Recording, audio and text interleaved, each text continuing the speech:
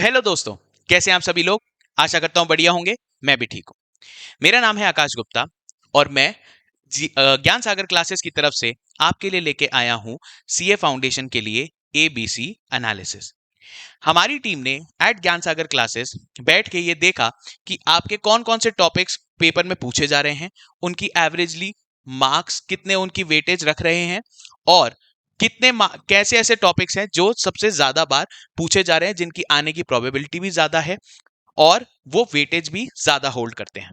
ऐसा करते हुए हमने अपना एनालिसिस किया for business mathematics, then for logical reasoning and then for क्या स्टैटिस्टिक्स का आखिरी पार्ट। ठीक है जी।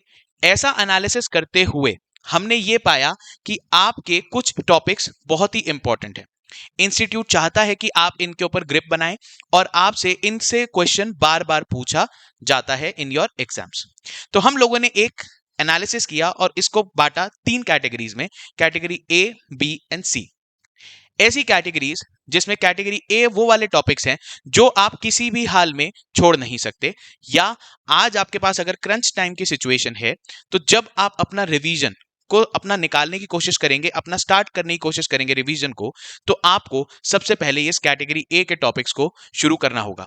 आइए नजर डालते हैं कैसे आप अपना जो रिवीजन है उसको स्ट्रेटेजाइज कर सकते हैं और सबसे पहले आपको किन के ऊपर फोकस करना चाहिए।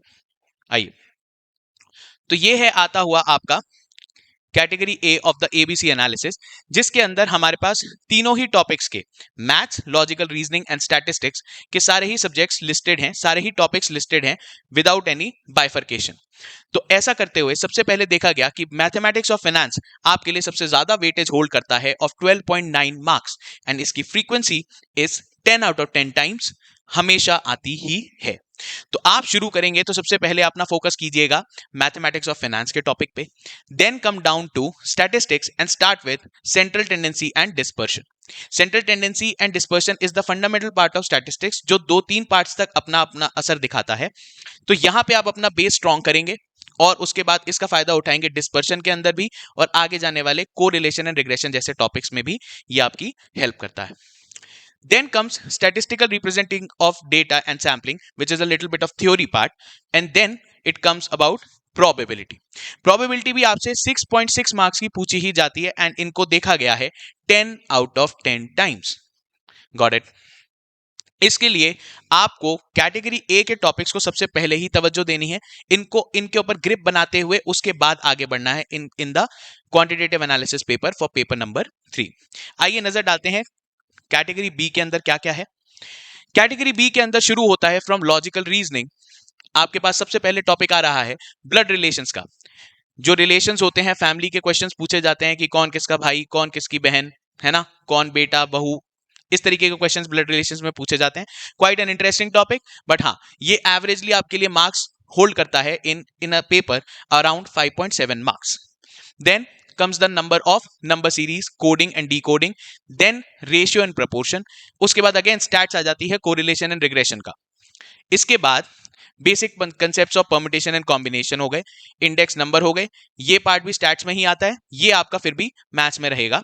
देन अगेन आपका स्टैट्स, तो स्टैट्स आपका एक इंपॉर्टेंट पार्ट होल्ड कर रहा है in category A and category B, right.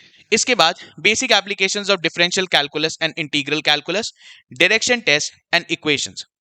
Now what you can do, अगर आप किसी एक दिन तैयारी करना शुरू करते हैं और आपने कैटेगरी ए का टॉपिक उठाया और खत्म करते करते तकरीबन आपका दिन लग गया है इसके 1 या 2 टॉपिक करते हुए, तो व्हाट यू कैन डू, आप कैटेगरी बी के कुछ हल्के टॉपिक्स, फॉर एग्जांपल जैसे ये डायरेक्शन टेस्ट है, अपने दिन को खत्म करते हुए उसके ऊपर तड़का लगा देंगे रिवीजन करते हुए ऑफ कैटेगरी बी, आसान टॉपिक्स का। इससे होगा क्या, 2 फायदे। एक तो आपके दिन का यूटिलाइजेशन हो जाएगा पूरा, दूसरा आप कुछ हल्का पोर्शन भी कवर कर लेंगे फ्रॉम कैटेगरी बी। ऐसा करते हुए आप इफेक्टिव यूटिलाइजेशन कर पाएंगे अपने क्रंच और इंपॉर्टेंट टाइम का, राइट। ठीक है जी, तो ए और बी कैटेगरी की बात हो गई। आगे बढ़ते हैं कैटेगरी सी की तरफ, इसके ऊपर भी नजर डाल लेते हैं। Now mind you, we are not telling you to totally ignore this topics, okay, we are not telling you to totally ignore these topics, but keep them towards the end of your preparation. इसको अपनी priority list में towards the end करने की कोशिश कीजिएगा। सबसे पहले आपको कैटेगरी ए देखनी है, फिर कैटेगरी बी। आइए तो फिर कैटेगरी सी के अंदर अपने पास क्या क्या है उसके ऊपर नजर डालते हैं। तो सबसे पहले आप पाएंगे आपके पास आता है सीटिंग अरेंजमेंट्स, देन आता है set relation functions, basic limits and continuity functions. तीसरा पार्ट आता है सीक्वेंस एंड सीरीज का, जो आता है with arithmetic and geometric progressions के साथ में। And finally you have to do linear inequalities. ऐसा करते हुए हम तकरीबन मैप आउट कर देते हैं आपके 100% ऑफ द पेपर को, जिसको देखा गया है कुछ इस प्रकार। करेक्ट? तो आई होप सो ये एबीसी एनालिसिस आपको काम आएगा। कैटेगरी ए के ऊपर अपनी नजर बनाए रखिएगा, इसको सबसे पहले अपना फाउंडेशन बेस बनाइएगा for all your preparation. And I hope so ये एनालिसिस आपके लिए हेल्पफुल हो। मैं चाहता हूं कि आप अच्छे से पढ़ाई करें, इसका फायदा उठाएं, हमारी एक्सपर्टीज का फायदा उठाएं एंड अपनी प्रिपरेशन को एक स्ट्रॉन्ग फाउंडेशन दें। For all the details, all the queries, what you can do, आप हमारे लिंक्स पे बात कर सकते हैं, हमारे नंबर्स दिए हुए हैं, आप हमारी टीम से बात कर सकते हैं। और किसी भी तरीके की क्वेरी आपको हो तो आप इनसे रिजॉल्व करा सकते हैं। तब तक के लिए पढ़ते रहिए, अपने टाइम का अच्छा से यूटिलाइजेशन कीजिए और बहुत सारे नंबर्स लेके आइए with the help of this analysis. And I hope so हम आपके लिए कुछ मदद कर पाए होंगे। तो ऑल द बेस्ट स्टूडेंट्स, और हम मिलते हैं आपसे नेक्स्ट वीडियो में। तब तक के लिए गुड बाय।